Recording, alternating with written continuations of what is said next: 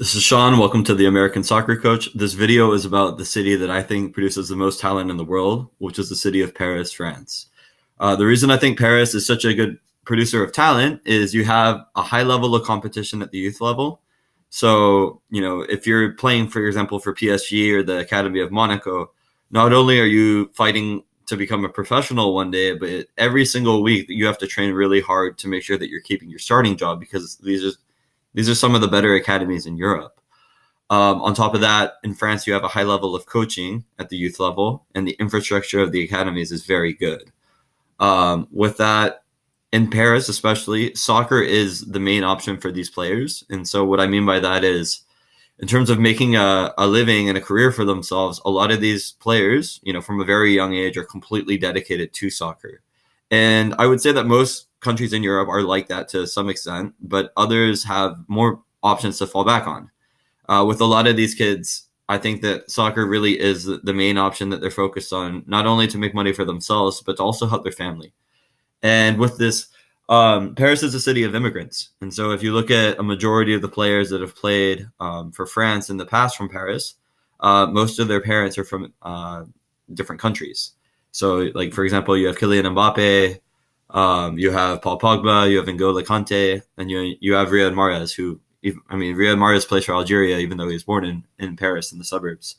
So I think that with that, having a city having a city of immigrants, you look at Paris and the culture around soccer is different. So soccer isn't just a sport, but most of these kids grew up, playing with relatives or playing in the street. And so if you look at Paris, there's so many different creative dribblers that come from Paris. You have Anthony Martial, Riyad Mahrez, Kingsley Coman, Ben Yedder, Mbappe. And I think part of this is in Paris especially, you have this perfect blend of kids that are getting really high level training. And so they're starting to understand, the tactical elements of the game, teamwork, combination play, everything like that. But they're still having this, they still have like street football within them. So they know how to take a player on 1v1. They know how to be creative on the dribble. The first touch is usually very strong. And so with that, when you blend it together, on top of getting good level coaching and being driven because you have players around you that are very good at the academy level, it's kind of this perfect combination, which I think is the reason that Paris is able to leverage their talent so well. The only city to me that really compares with Paris is Sao Paulo. And the reason I chose Paris over Sao Paulo for this is Sao Paulo, the metro area, has probably like 10 million more people. And, having an extra 10 million people from a country like Brazil is a lot of people because Sao Paulo has produced, Neymar, Casemiro, Ederson, Marquinhos, just to name a few, Gabriel Jesus.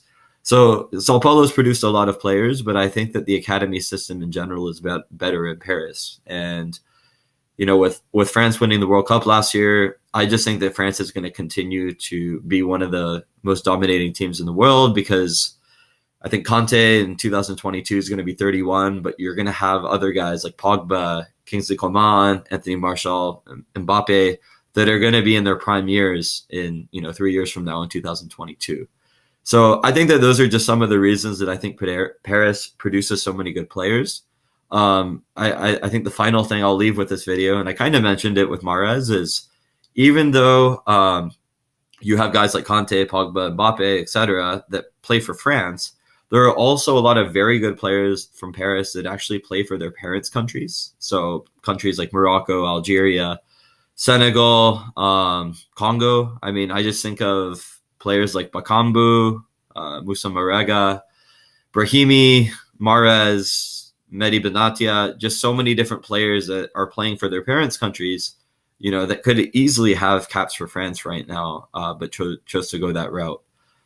So overall, the level of Paris is very high. I would make an argument that a team of players only from Paris and the suburbs playing for France would beat a team from players. A team consisting of only players from Paris would beat the rest of France, I think. So if you combine like Lyon and Marseille and Nice and all these other cities, I think that the team from Paris would still beat them just because it's such a hotbed. And obviously, it's a decent sized city as well. So hopefully you learned something. Thank you guys for watching, and please leave a like. Thank you.